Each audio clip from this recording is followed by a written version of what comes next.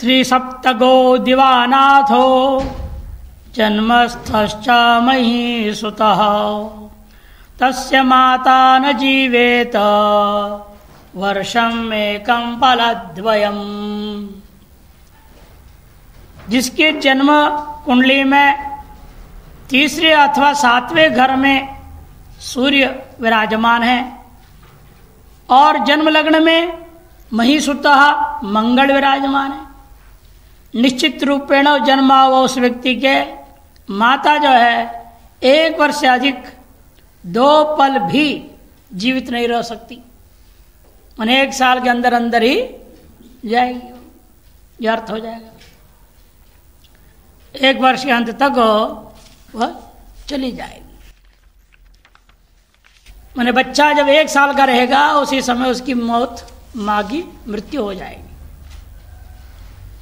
द्यूनाष्टमगते पापे क्रूर ग्रह निरीक्षित जनन्यास मृत्यु स्यात् बालकस्य न संशयः। द्यूनाष्टमगते पापे, द्यून माने 7वां और 8वें, इन 2 भावों में यदि पाप ग्रह हो और विद्यमान उन पाप ग्रहों को, पाप ग्रहों की दृष्टि उस पर पड़ गया, क्रूर ग्रहों से दृष्ट हो जावे, तो निश्चित रूपेण जनन्यास, अपनी मां के सहित तो बच्चा भी मृत्यु को प्राप्त करेगा। जनन्यास बालकस्य मृत्यु स्यात्, मृत्यु हो जाएगी, न संशय, इसमें कोई संशय नहीं है। पंचमस्ता शुभा सर्वे पुत्र संतान कारका क्रूरा संतति मृत्युंच कुपुत्रंच धरासुतः। पंचम भाव में शुभ ग्रह स्थित हो वह संतान कारक योग समझो। पंचमस्ता सर्वे शुभाः, सभी शुभ ग्रह पंचवें घर में हैं, निश्चित रूपेण वह संतान योग वाला, मैंने उस पति पत्नी को जब वो शादी करेगा ना, जो बच्चा पैदा हुआ उसके 5-6 भाव में सभी शुभ ग्रह बैठे हैं, तो उसको जब शादी होगी तो अवश्य उसको संतान होगा, इसमें कोई संशय नहीं है। निश्चित संतान योग, पुत्र संतान कारका, वो भी पुत्र संतान होगा, केवल पुत्री नहीं। और यदि वहां पर पंचम भाव में क्रूर ग्रह बैठे हो तो पंचमस्था यदा क्रूरा, सर्वे क्रूरा पंचम भाव में बैठ गए तो क्या होगा? कहते हैं मृत्युम संतति मृत्युंच, पैदा जरूर होंगे बच्चे, एक भी नहीं बचेंगे। और उसमें अंश कम होगा तो शुभ ग्रह पर अंश, जो भी हो शुभ ग्रह से दृष्टि नहीं होनी चाहिए। क्रूर ग्रह इकट्ठे आ गए ना, क्रूर ग्रह इकट्ठे आ गए, शुभ ग्रह इकट्ठे आ गए, सभी ग्रह शुभ ग्रह थोड़ी कमजोर होंगे, एक आध होता है, बाकी तो कोई ना कोई बलवान भी होगा। शुभ ग्रहों में सारे शुभ ग्रह इसलिए कह दिए एक जगह है, या सब क्रूर ग्रह, मान लो एक आध क्रूर ग्रह मान लो कमजोर भी हो, बाकी क्रूर बलवान है, इससे फल तो निश्चित है ही। जब एक ही ग्रह होता है तब संशय होता है। इन्हें कि शुभ ग्रह है, क्रूर ग्रह से दृष्टि नहीं होनी चाहिए, जब क्रूर ग्रह है शुभ ग्रह से दृष्टि नहीं होनी चाहिए, तभी फल होता है। और उसी पंचम भाव में धरासुतः मंगल बैठा हो तो कुपुत्रंच, संतान होगा उस व्यक्ति को, लेकिन जो पुत्र पैदा हो वो कुपुत्र होगा। बालस्य जन्म काले तो पंचमो धरणी सुतः अपुत्रश्च भवेद बालो नारी चैव विशेषतः। पंचम भाव में यदि मंगल बैठा है अकेला और किसी से दृष्ट नहीं शुभाशुभ ग्रहों से, तो वह बालक के जन्म काल में ऐसी ग्रह स्थिति होने के कारण जब विवाह करेगा उस बालक को कोई पुत्र नहीं होगा। अपुत्रश्च भवेद बालो, और स्त्री की कुंडली में पंचम भाव में मंगल बैठा है फिर तो और पक्का हो गया मामला, संतान होगा ही नहीं, चाहे जितने कोशिश कर लो। नारी चैव विशेषतः, नारी में स्त्री कुंडली पंचम भाव में मंगल बैठ गया है, विशेष तौर पर कहा जाएगा कि संतान तो अवश्य है, कि होगा ही नहीं, उसको पक्का मामला है। पंचम भाव को लेकर बोल रहे, पंचम भाव में मंगल हो तो कहाँ संतानहीन होता है, पंचम में मंगल हो तो विशेष रूप से संतान हानिकारक होता है। ये कहाँ से लाया पता नहीं, हानिकारक कहाँ से लिख दिया? हीन कर दें संतान। संतान हीनकारक होगा, ये ठीक है, हानि नहीं होना चाहिए। ये मात्र इधर उधर गड़बड़ हो गया, हीनकारक हो जाएगा। क्योंकि अपुत्रश्च भवेत् बोल दिया ना। अपुत्रम कुरुते भानु पुत्रम एकम निशागरः सशोकम पुत्रहीनं च पंचमो धरणी सुतः। अपुत्रम कुरुते भानु, पंचम भाव में सूर्य हो तो भी उस व्यक्ति को पुत्रहीन कर देगा। अपुत्रम एकम निशाकरः, पंचम भाव में चंद्रमा अकेला बैठा है तो निश्चित उसको एक बेटा होगा, ज्यादा नहीं होगा, एक बेटा ही होगा। और मंगलो तो पंचमो धरणी सुतश्चेत सशोकम पुत्रहीनं च, पंचम भाव में मंगल होगा तो शोक युक्त होगा व्यक्ति और पुत्रहीन भी हो जाएगा वह व्यक्ति। भाव है कि पुत्र होकर मर जाएगा, पुत्रहीन हुआ, पुत्र होकर मर जाता। वैसे पुत्रहीन होने अलग से, पुत्र ऐसे कोई हुए नहीं, गर्भ नहीं ठहर रहा है, या जो गर्भ ठहर धड़ धड़ गिरते जा रहा है। अभी ऐसे हमारे सामने में एक कहानी आई है, कोई स्त्री बेचारे मुंबई में रहते हैं, परिवार पति पत्नी दोनों बढ़िया कमा रहे हैं, सब कुछ बढ़िया नौकरी में है। 3 बार गर्भ ठहरा, 3 बार गिर गया।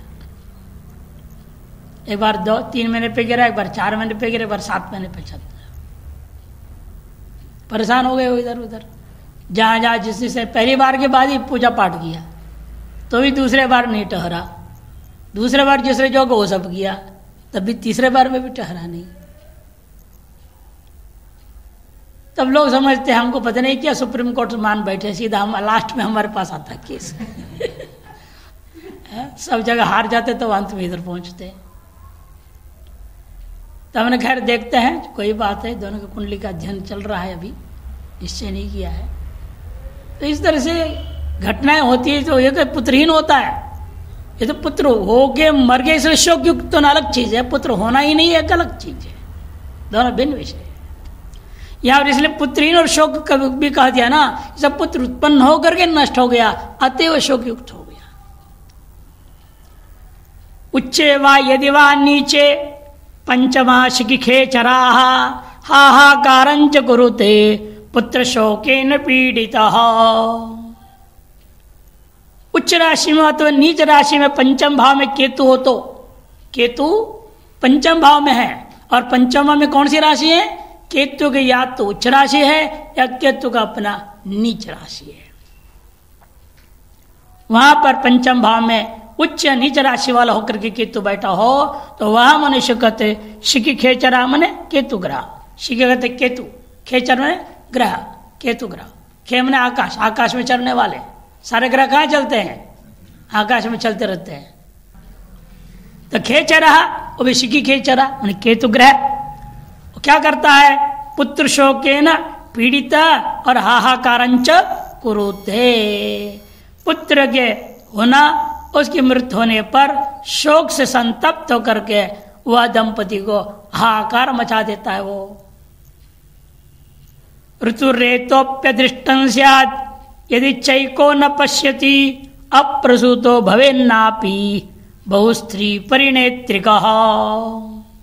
उक्त पंचमस्थ उच्च नीच राशि गत जो केतु है वह ग्रह पर यदि एक भी अन्य ग्रह का दृष्टि ना हो, किसी भी अन्य ग्रह का दृष्टि नहीं पड़ती है, ये को न पश्यति, पूर्वोक्त पंचम भावस्थ उच्च नीच के केतु पर किसी एक भी ग्रह का दृष्टि नहीं पड़ती हो तो निश्चित रूपेण उस जातक की स्त्री ऋतु रेतोप्य अदृष्टं स्यात्, और रजस वाला ही नहीं होगी।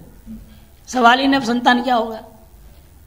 ऋतु का ऋतु काल में जो रेत प्रसरव है वह अभी उसे खुद को नहीं दिखाई देगा, रजस वाला ही नहीं होती हो, आते हुए संतान नहीं होगा।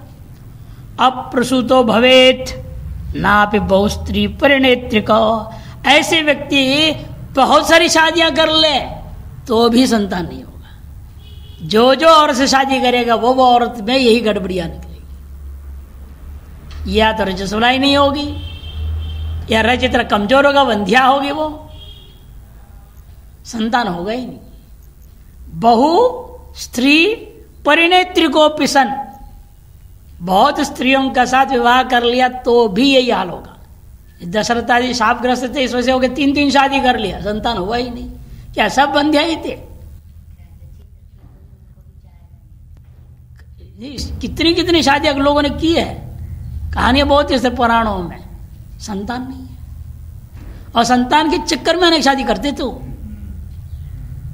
शौक से नहीं या भोग के लिए नहीं था, लेकिन तब भी नहीं होते थे। तो ऐसे ग्रस्थिति होगा, ऐसे ग्रस्थिति ना भी हो तो वहां शापग्रस्त थे, वहां की कहानी तो मालूम है शापग्रस्त थे, इसे नहीं हुआ। लेकिन ऐसी ग्रस्थिति बता रहे बहु स्त्री परिणय कर लें तब भी उसे संतान नहीं होगा। नापि बहु स्त्री परिणेत्री कहा। पाप पंचम राशौ जातम शिशु विनाशयति, सप्तम राशौ पापाद्वे भार्ये बादरायणेनोक्तम। ये छंद बदल गया, 9-9-8-9 का है ये, 9-9-8-9 विषम छंद। पाप पंचम राशौ जातम, जन्मे हुए बच्चे के जन्म कुंडली के 5वें भाव में पाप ग्रह बैठा हो। जातम शिशु विनाशयति, उस ग्रह के प्रभाव से उत्पन्न हुआ शिशु को मार डालता है, मैंने मर जाता बच्चा। सप्तम राशो पापाह, सप्तम भाव में इस सारे पाप ग्रह बैठे हो, वह व्यक्ति 2 शादी करेगा, 2 भार्ये, उसके 2 पत्नियां होंगी, ऐसा बता रहे हैं। कौन कह रहे हैं? बादरायण महर्षि स्वयं कह रहे हैं बात। सप्तम भाव में पाप ग्रह बैठे हो तो उसकी उस व्यक्ति के 2 पत्नियां होंगे। वैसे विपरीत स्त्री कुंडली में भी समझना चाहिए। एक पुत्रो रवो वाच्यस चंद्रे चैव सुताद्वयम्, भौमे पुत्रास्त्रयो वाच्या बुधे पुत्री चतुष्टयम्। पंचम भाव में सूर्य हो तो 1 पुत्र होगा उस बंदे को, उस आदमी के 1 ही बेटा होगा। और पंचम भाव में चंद्र हो तो सुताद्वयम, 2 बेटियां होंगी, बेटा होगा ही नहीं। भौम में पुत्र स्त्रियो वाच्या, और पंचम भाव में जो है मंगल बैठा है तो 3 पुत्र हो जाएंगे। बुधे पुत्री चतुष्टयम, और बुध ग्रह बैठा हो तो 4 पुत्रियां होंगी उसको। इस विषय में विशेष कथन कर रहे, देखिए यहां यह विचारणीय है कि पंचम भाव में सूर्य और मंगल की उपस्थिति संतान के लिए सर्वत्र हानिकर कही गई है। पंचम भाव में सूर्य हो या पंचम भाव में मंगल हो, जितने भी ज्योतिष ग्रंथ है सभियों ने एक ही बात कही है, ऐसे का संतान नहीं हो सकता। और आप कह रहे हैं 1 पुत्र होगा, भौम मंगल के 3 पुत्र कह दिया आपने, ये कैसे कह दिया? इसलिए विशेष विचार करना पड़ रहा है कि अन्य ग्रंथों में सर्वत्र जो है हानि कही गई है, परंतु प्रस्तुत श्लोक में क्रम से 1 और 3 पुत्र कारक आ गया है। अतः परस्पर विरुद्ध बातें लग रही हैं। परंतु स्मरणीय है कि शुक्र और मंगल के योग बिना संतानोत्पत्ति नहीं होती। शुक्र और मंगल का योग जो है बिना संतानोत्पत्ति नहीं हो सकती है, मैंने अवश्य संतानोत्पत्ति होगी, अवश्यंभावी संतानोत्पत्ति। इसलिए यह तात्पर्य समझना पड़ेगा, जो कह रहे हैं सूर्य या मंगल पंचम भाव में बैठे हो, अकेले बैठे हो और शुक्र से दृष्ट ना हो, शुक्र से दृष्ट ना हो या शुक्र से युक्त ना हो, युति नहीं हो, तब कोई संतान नहीं होगा। और सूर्य को शुक्र देख रहा है या सूर्य शुक्र एक साथ बैठे हों, मंगल को शुक्र देख रहा है या मंगल शुक्र एक साथ बैठे हों, तो संतान अवश्य होगा। तब कितने होंगे वो ये संख्या बता रहे हैं। इस तरह से पूर्वोत्तर विरोधों का समन्वय करना पड़ेगा। इस विषय में कहा भी गया है, ऋतुश्चकथिता शुक्रो रेतो भौम प्रकीर्तिता भौम पश्यति यद्वर्षे तद्वर्षे गर्भ संस्थिति ही। कि शुक्र में कार्य, शुक्र क्या है? मानो एक प्रकार से स्त्री का ऋतु है, और मंगल क्या है? मानो वह पुरुष का बीज है। इसे शुक्र और मंगल की युति बन गया तो निश्चित रूपेण क्या होगा, संतान होगा ही, चाहे वो साक्षात युति हो या दृष्टिपट की युति बन जाए। इसे संतानहीनता दोष दूर हो जाता है, क्योंकि ऋतु क्या है, कथित शुक्र, और मंगल क्या है, रेतो प्रकीर्तिता। मंगल को रेत माना और शुक्र को ऋतु दृष्टि करने को बोला। जहां ऋतु माने रज, स्त्री का रज, और पुरुष का वीर्य माने आपका रेत का संबंध हो जाए, संतान अवश्य होता है। भौम पश्यति यद्वर्ष, इसलिए जिस साल में कि दोनों ग्रह घूम रहे हैं, पंचम भाव में रहता हुआ उस मंगल को जब जिस वर्ष में शुक्र दृष्टि डालता है या जिस वर्ष में शुक्र साथ में बैठ जाता है, उस साल जरूर उस दंपति को संतान होगा। इसे भौम पश्यति यद्वर्षे तद्वर्षे गर्भ संस्थिति ही, उस साल में गर्भ की संस्थिति होगी। जिनको बार बार प्रयास कर गर्भ नहीं हो रहा है तो उनको बोलना चाहिए ज्यादा प्रयास करके अपना वीर्य को बर्बाद मत करो, तुम्हें अपने रज को बर्बाद मत करो, दोनों ब्रह्मचर्य पालन करो, और गणित करके बता देना अमुक साल में मंगल पर शुक्र की दृष्टि पड़ रहा है, या अमुक साल में तुम लोग कुंडली के हिसाब से मंगल शुक्र एक साथ बैठने वाला है, उस साल तुम प्रयास करो तो संतान होगा। इस तरह से भी अन्य ज्योतिष ग्रंथ में देखने मिलता है। अतः भौम का संबंध पंचम भाव या पंचमेश के साथ आवश्यक है, परंतु केवल मंगल की उपस्थिति, वह भी शत्रु ग्रह की राशि में शत्रु ग्रहों का संबंध ना हो, तभी मंगल और सूर्य संतान के लिए हानिकर होते हैं, अन्यथा नहीं। आगे ना बात, जब अन्य के साथ कोई संबंध नहीं रहेंगे, अकेले अकेले रहेंगे सूर्य मंगल, तब वह हानिकारक हो जाएगा। जब अन्य के से संबंध है, दृष्टि पड़कर है या युक्त होकर के रहने से होता है, तब वो इन प्रकार संतान देंगे ही। गुरौ गर्भ सुता पंच षट्पुत्र्यो भृगुनंदने शनौ च गर्भपात स्यात् राहौ गर्भो भवेन नहीं। पंचम भाव में जो गुरु बृहस्पति विराजमान है तो 5 बच्चे पैदा होंगे बोल दिया, पंचसुता और षट्पुत्र्यो भृगुनंदने, पंचम भाव में शुक्र कहला हो तो 6 पुत्रियां पैदा होंगी, और शनि बैठा हो तो गर्भपात हो जाएगा। राहु हो तो राहु गर्भो भवेन नहीं, गर्भ का अभाव हो जाता है, गर्भ ही नहीं होगा। आजकल तो ऐसे ऐसे विचित्र कहानियां सामने आ रहे, गर्भ ना हो वह जैसे शायद से पहले स्त्री जो है गर्भाशय को निकाल देती है, ऑपरेशन करा लेती है। ऐसे ऐसे है बुद्धि, बताओ कैसे बुद्धि है। लड़के भी ऐसे नहीं, एक दो कांड अभी यही ऋषिकेश के सामने आया है। वो लड़का पहले ऑपरेशन करा लिया शादी से पहले, नसबंदी बोलते हैं ना, नसबंदी करा ली। अब क्या होगा, संतान तो होना ही नहीं। मौज मस्ती कर रहा है, पत्नी शादी करके लाया, मौज मस्ती कर रहा है, बार बार बोल रहे मैं क्यों गर्भिणी नहीं हो रही हूँ, क्या हो रहा है क्या नहीं। अरे कुछ नहीं हो जाएगा, चिंता ना करिए। वो बना 5-6 साल खींच दिया, तो उसे रहा नहीं गया, तो उसने दबाव डाला और युक्ति से बुलाया अपने ससुराल, मैंने अपने मायके यहाँ ले गई वो उसको, और वहाँ जबरदस्ती पकड़ के जांच करा दिया। डॉक्टर ने कहा कहाँ से होना है, तो पहले कट ऑफ हो चुका है। फिर जैसे उसके नसबंदी जो बांधते थे, गांठ लगाए थे, तो खोल दो दोबारा। अरे दोबारा इतने कितने वर्षों से नष्ट हो चुका है, नाड़ी में दम नहीं है, खोल भी लेंगे ना तो भी कुछ नहीं होने वाला। वही हुआ, फिर बड़ा घमासान हुआ दोनों के बीच में, फिर डाइवर्स भी हो गया। फिर दोनों सोचा बुढ़ापा में क्या करेंगे, जैसे चलो जैसे वैसे जियो, यही हमारे कर्म में समझो। फिर समझौता कर लिए, फिर अब दोनों साथ में रह रहे हैं। ये दुनिया बड़ा विचित्र है। तो एक से एक ऐसी कहानियां हम लोगों के सामने में तो खूब संसार की माया की महिमा देखने को मिलते रहता है। तो गर्भ ही नहीं होगा, क्योंकि पहले से ही प्लानिंग हो ही गया गर्भ नहीं होना है, तो फिर क्या होना है, गर्भ नहीं, खत्म कहानी है। वादा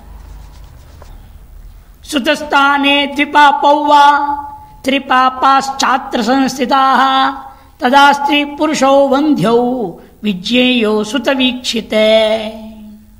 यदि पंचम भाव में 2 या 3 अब मालूम हो रहा है, इससे पहले एक ही ग्रह का मतलब था, एक एक ग्रह होने पर क्या कर बोल रहे हैं, पंचम भाव में 2 पाप ग्रह हो अथवा 3 पाप ग्रह हो। कहने का पहले जितने वर्णन किया गया एक एक ग्रह की समझनी चाहिए। अत्र संस्थिता, इस पंचम भाव में संस्थित हो तथा स्त्री पुरुष दोनों ही वंध्या होंगे। लो भाई, और खराब मामला हो गया। या तो स्त्री वंध्या होती थी, पुरुष वंध्या हो रहा था, अब दोनों ही वंध्या हो जाएंगे। अर्थ उसके पुरुष भी, उसके वीर भी षंडतिल कहा जाता है, उसको नपुंसक वीर है उसका, और स्त्री भी वंध्या है, उसकी वजह से नपुंसकता को प्राप्त है वो। ऐसी ही दोनों के दोनों हो जाएंगे। विज्ञेयो सुत वीक्षित है, दोनों ही वंध्या होते, अर्थात दोनों संतान उत्पादन में असमर्थ अक्षम हो जाते, इसका तात्पर्य है। उन पर किसी भी ग्रह का दृष्टि ना हो, लेकिन यह कि अन्य किसी ग्रह का दृष्टि वहां नहीं होनी चाहिए उन पाप ग्रहों पर। अर्थात अन्य कोई पाप ग्रह का भी दृष्टि नहीं, कोई शुभ ग्रह का भी दृष्टि नहीं, केवल पंचम भाव में 2 या 3 पाप ग्रह बैठे हों तब दोनों ही वंध्या होते हैं, यह अर्थ है। फिर छंद बदल दिए, 7 9 8 8 का है। पुम्राशौ लग्नपति सुतादिपं वीक्षिते वापी संतति बाधां कुरुते केंद्रे पापान्विते चंद्रे।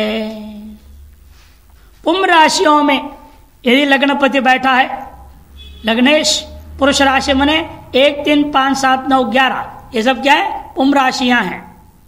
इन राशियों में स्थित होकर लग्नेश कहाँ है, 1 3 5 7 9 11, इन राशियों में किसी न किसी एक राशि में स्थित होकर पंचम भाव के स्वामी को देख रहा है।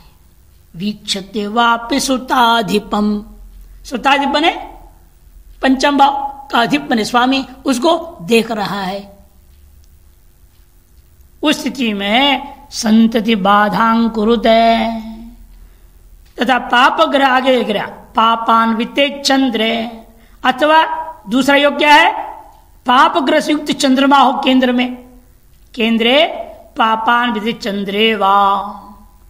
तब स्थिति 2 ग्रह स्थितियों में, या तो पुंभ राशि में लग्नाधिपति बैठा हुआ है और पंचम भावाधिपति को देख रहा है, अथवा वापी कर देना, अथवा दूसरा है कि केंद्र में पाप ग्रह से युक्त चंद्रमा विराजमान हो, तब निश्चित रूपेण संतान उत्पत्ति में बाधा पैदा करेंगे। इसी ग्रह स्थिति संतति बाधां कुरुते,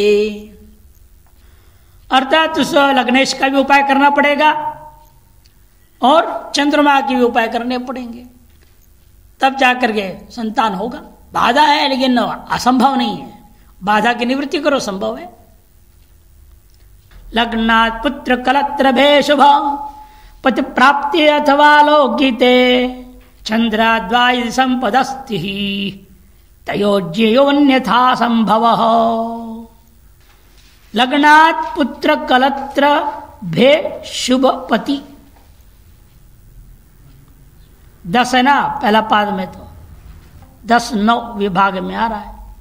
लग्नात् पुत्र कलत्र भे शुभ पति प्राप्ति अथवा लौकिते चंद्राद्वाय संपदस्ति तयोज्योन्यथा संभव। यहां भी 10 है, तीसरे पाद में 9 है, 10 9 10 9 विषम छंद है।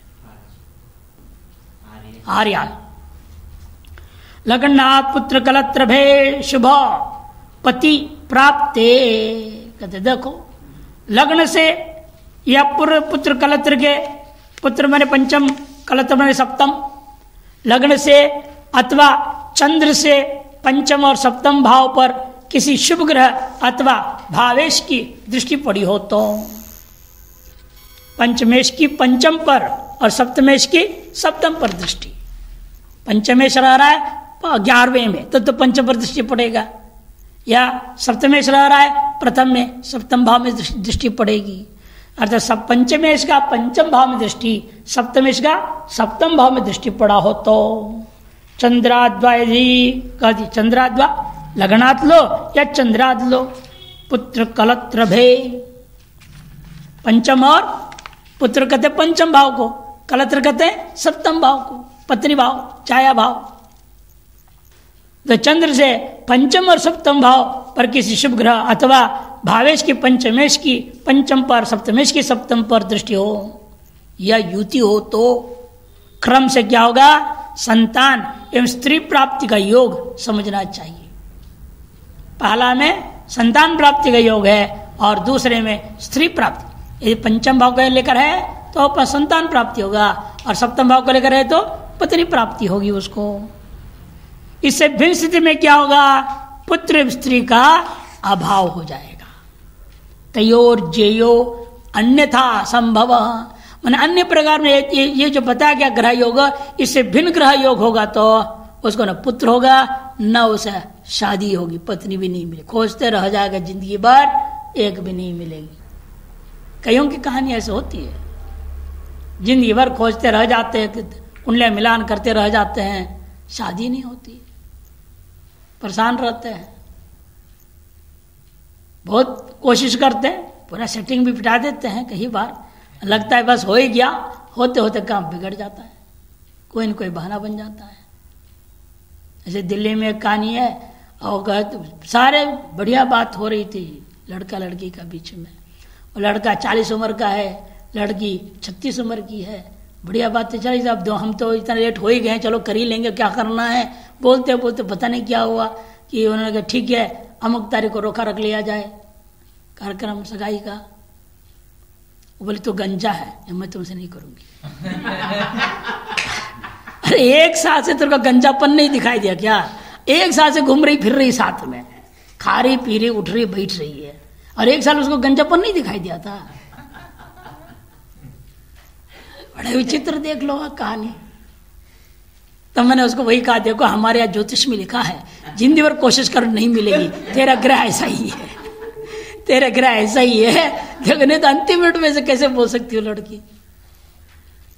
और उसने रिकॉर्डिंग सुनाया, लड़की ने पहले बोली है, पर 5-6 महीने पहले बोली है, वो बोलती है मान लीजिए शादी के बाद आप गंजे होते तो छोड़ देती क्या, इससे पहले आप गंजे हो तो क्या फर्क पड़ता है, ये बोलिए।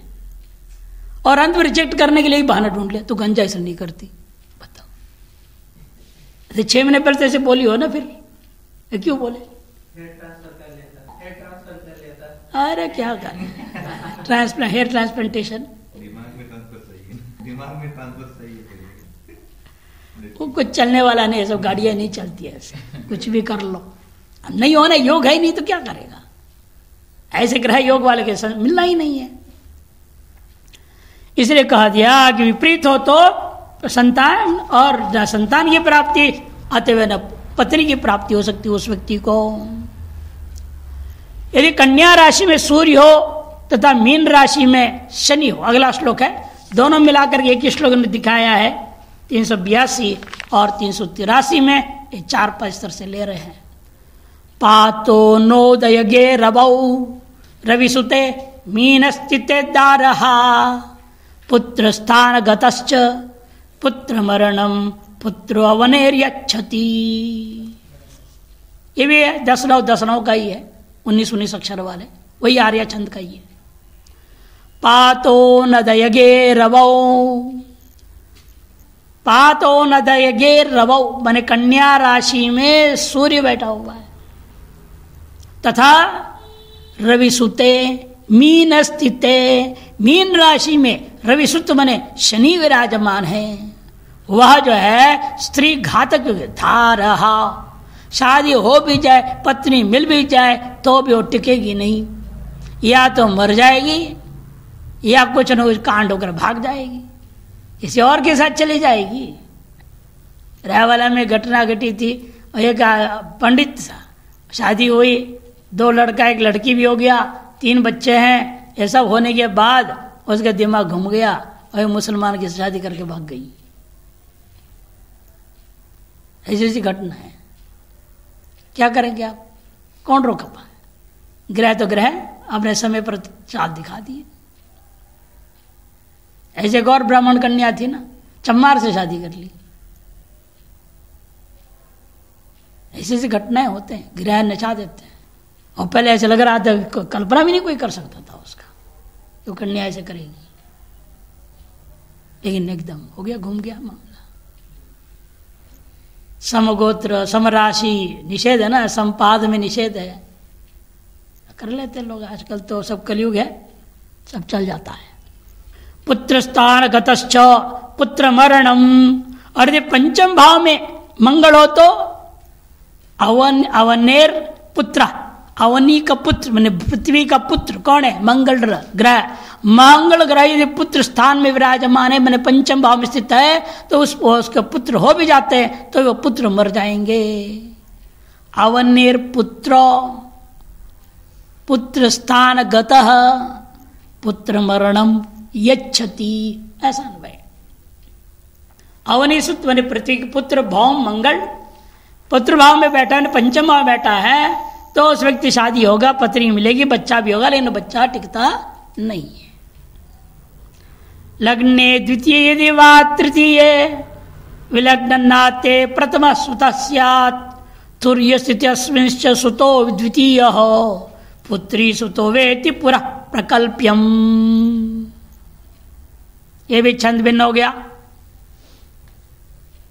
11 अक्षर वाला है, इंद्र वज्रा 11 अक्षर। लग्ने द्वितीय यदि वा तृतीय, यदि लग्न में लग्न का स्वामी लग्न में बैठा है, अथवा द्वितीय भाव में बैठा है, अथवा तृतीय भाव में है। विलग्न नाथ है, लग्न का नाथ माने स्वामी। लग्न का स्वामी कहाँ बैठा है? लग्न में है, अथवा द्वितीय में है, अथवा तृतीय में है। उसका लाभ के फल क्या होगा? प्रथम संतान निश्चित रूपेण पुत्र ही होगा। प्रथम सुतस्यात्, प्रथम संतान उसका पुत्र होगा। और वही लग्नेश तुर्य स्थिते अस्मिंश्च सुतो द्वितीय, वही लगे चतुर्थ भाव में स्थित हो तो द्वितीय गर्भ में पुत्र होगा। पहला गर्भ बेटी होगी, दूसरे गर्भ पुत्र होगा, बेटा होगा। अर्थात प्रथम कन्या होती है और दूसरे में बेटा होगा। पुत्री सुतो वा इति पुरः प्रकल्प्यम, इस प्रकार पुत्र पुत्री का निर्णय पहले ही कर लेना चाहिए। कहाँ बैठा है अगर उसे निर्णय हो जाता है, उसी हिसाब से अपनी व्यवस्था समझ लो, क्या पैदा करना है, कैसे होना है। धनस्थाने यदा क्रूरः क्रूरग्रह समन्वितः न पश्यति निज क्षेत्रम अल्पपुत्रस्तदा भवेत्, अल्पपुत्रस्तदा भवेत्। यह पुनः अनुष्टुप छंद में आ गए। धनस्थाने यदा क्रूरः क्रूरग्रह समन्वितः, धन भाव माने द्वितीय भाव में एक क्रूर ग्रह हो और क्रूर ग्रह उसके साथ में बैठा हो वहीं पर, क्रूरग्रह समन्वितः न पश्यति निज क्षेत्रम, और अपने अपने जो भी क्रूर ग्रह बैठा है वह अपने स्वराशि को देख नहीं रहे हैं। ऐसा स्वराशि पर उनका दृष्टि नहीं पड़ा हो तो क्या होगा? अल्पपुत्रस्तदा भवेत्, तब उस व्यक्ति को अल्प संतान होंगे, अल्प पुत्र होंगे। हाँ, पुत्र पुत्री बहुत ही कम होगा, मैंने एक एक ही होगा। यही चाहते हैं भारत सरकार, हम दो हमारे दो, एक एक ही हो। अब तो और भी बिगड़ गया, हम तो हमारे एक बोल रहे हैं, चाहे लड़की हो चाहे लड़का हो, एक ही करो, दूसरा नहीं। तो ये तो बोलते दो मिल जाएंगे, एक एक मिल जाएंगे दो, है ना, एक लड़का एक लड़की तो हो ही जाएगा, दो तो हो ही जाएंगे। ज्यादा नहीं होगा, मैंने दो से ज्यादा नहीं होगा। सहजे सहजादीशो लग्ने वात धने भवेत् जायते न तदा बालो यदि जातो न जीवती। सहजे सहजाधीशो, सहज में तीसरा भाव, तीसरे भाव का अधीश होने स्वामी कहाँ है? सहज भाव में, तृतीय भाव में बैठा है। अथवा लग्ने अथवा धने, तीसरे भाव का स्वामी या तो लग्न में है या तो दूसरे भाव में या तीसरे भाव में बैठा हुआ है। जायते न तदा बालो, निश्चित रूप में उसका पुत्र संतान प्राप्त नहीं होगा। और यदि हो भी जाए न कि प्रकरण पूजा पाठ आदि करके तो भी जातो न जीवती, जातो न जावती छप गया, वही मात्र ऊपर का कट गया, जातो न जीवती, उत्पन्न होने पर भी वह जिंदा नहीं रहेगा। जश धनुर्धर पंचम भावगे प्रसव सौख्य फलम न च दृश्यते, मृत प्रजा खलु पंचमगे गुरौ तद्य दृष्टि फलम शुभमश्नुते। 12 अक्षर वाला छंद है यहाँ। झष धनुर्धर पंचम भावगे, यदि पंचम भाव में मीन राशि है या धनुर राशि है, पंचम भाव में झष मने मीन, धनुर्धर मने धनुर राशि, ये विराजमान हो तो प्रसव सुख मने उस व्यक्ति के संतानोत्पत्ति का सुख उसको न च दृश्यते, नहीं दिखाई देगा, अनुभव में नहीं आएगा, मन इसके संतान नहीं होंगे। इसे संतानोत्पत्ति का सुख उसे प्राप्त नहीं होता। और यदि उसी पंचम भाव में पंचम के गुरु पंचम बृहस्पति हो तो संतान पैदा होकर नष्ट हो जाता है, मृत प्रजः तद यह दृष्टि फलम शुभम अश्नुते। अतः मृत बच्चा पैदा होता है परंतु बृहस्पति की दृष्टि पंचम भाव पर शुभ फल संतान कारक भी हो सकता है। पंचम में नहीं रह रहा है, इन वही बृहस्पति पंचम भाव में न रह करके पंचम वर्ष की दृष्टि पड़ जाए तो उल्टा हो गया, संतान हो जाएगा। पंचम में रहता है, पैदा होके मरेगा या मरा हुआ ही पैदा होएगा। इन पंचम में नहीं रह रहा है बृहस्पति, 11वें भाव में है, वहां से पूर्ण दृष्टि डाल रहा है पंचम भाव पर, तो वहां शुभ फल होगा, उन्हें संतान उत्पन्न होगा, उसको विपरीत फल हो जाता है। लाभे सुते वा शुक्रेन्दु सुते भौमो अथवा क्रमात् शुक्रेन्दु पश्यत पुत्रम वर्षेऽस्मिन् संततिस्तदा। फिर अनुष्टुप छंद में है लाभे सुते वा शुक्रेन्दु सुते भौमो अथवा क्रमात् कर दिया। लाभ भाव माने 11वें भाव में शुक्र और बुध हो, लाभ भाव में शुक्र और इंदु सुत चंद्र का बेटा माने बुध हो, लाभ भाव में शुक्र और बुध हो, भौमो अथवा क्रमात् अथवा पंचम भाव में मंगल हो, शुक्रेन्दु पश्यत पुत्रम, और उस समय शुक्र और चंद्रमा की दृष्टि पुत्र भाव पर बैठा पंचम भाव पर पड़ेगी तो उसी वर्षे अस्मिन उसी वर्ष में ही तदा संतति स्यात्, अवश्य पुत्र लाभ होगा। इस श्लोक का उत्तरार्ध विचारणीय है क्योंकि शुक्र और चंद्रमा की दृष्टि प्रतिवर्ष पुत्र भाव पर प्रत्येक कुंडली में पड़ेगी। हमेशा शुक्र और चंद्रमा की दृष्टि एक बार जरूर प्रतिवर्ष पंचम भाव में पड़ेगा ही, इसको कोई संशय नहीं, जो भ्रमण कर रहे हैं वो तो, पर प्रत्येक कुंडली में पड़ेगी तो दोनों शीघ्र गति वाले ग्रह चंद्रमा प्रति मास तथा शुक्र प्रतिवर्ष 12 राशियों का चक्र भ्रमण कर देता है। अतः दोनों की दृष्टि प्रतिवर्ष सिद्धांत तथा संभव तो है, परंतु प्रतिवर्ष संतान योग कहना अस्वाभाविक होगा। प्रतिवर्ष संतान कौन पैदा कर पाएगा? अतः उक्त पद्य का आशय आपको समझना पड़ेगा, तात्पर्य अर्थ अलग ग्रहण करना पड़ेगा कि जिस समय वर्ष अर्थात जिस वर्ष संतान योग रहेगा उस वर्ष जब शुक्र और चंद्रमा की दृष्टि संतान भाव पर पड़ेगी उसी समय संतानोत्पत्ति होगी। यदि उन्होंने गलत समय संबंध किया और उसे दृष्टि नहीं है तो संतान नहीं होगा, यह अर्थ करो उसका। इस तरह से विशेष अर्थ बदल के ग्रहण करना पड़ता है। यत्र चैकादशे राहु पंचमे च शिखी स्थितः स्वतान अनन्न दृश्येत यदि इंद्रोपि च सेव्यते। यत्र जिसके जन्म समय में एकादशी 11वें भाव में राहु है और 5वें भाव में इसलिए शिखी मने केतु स्थित हो तो सुताननम न दृश्येत, तो वह व्यक्ति इंद्र की भी सेवक क्यों ना हो तो भी अपने पुत्र का मुख को वह देख नहीं सकता, अर्थात सर्वदा पुत्र का अभाव ही रहता है उसको, माने पुत्र होगा ही नहीं। यह कि होके बहुत कहीं और रह गया, जीवन भर पुत्र को नहीं देखेगा, ऐसे कभी हो ही नहीं सकता। पुत्र होगा तो दर्शन होगा ही, इसे तात्पर्य इसका है उसका पुत्र नहीं होगा, ये तात्पर्य उसका। इस प्रकार से पंचम भाव संबंधी फलादेश का विचार विस्तार रूपेण कर दिया, संतानोत्पत्ति संबंधी विचार कर लिया। अब शत्रुभाव पर विचार कर रहे हैं, शत्रुभाव पर विचार किया जा रहा है।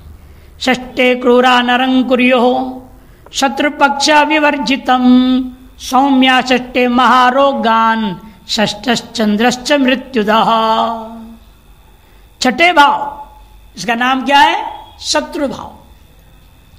इसमें अलग अलग ग्राम का रहने पर क्या होता है फल, छठे भाव की महिमा से क्या फल मिलेगा व्यक्ति को, वो बता रहे हैं। छठे भाव में ये सभी क्रूर ग्रह बैठे हो, क्रूरा नरम शत्रु पक्ष विवर्जितम कुर्युहु, और उस मनुष्य को निश्चित रूपेण ये सभी क्रूर ग्रह मिल करके ऐसे कर देंगे उसका कोई शत्रु ही नहीं रहेगा।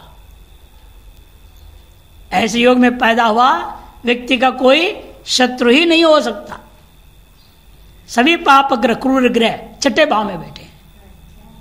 हाँ अच्छा है, क्यों नहीं, बिल्कुल क्रूर ग्रह बैठे हैं, अच्छे छठे भाव में बैठे हैं, शत्रु भाव में, और क्या कर रहे हैं? शत्रु को खत्म कर डाला। सौम्या षष्ठे महारोगान, और उसी छठे भाव में शुभ ग्रह बैठे हो तो महान रोगों को दे देंगे। उल्टा काम है देखो।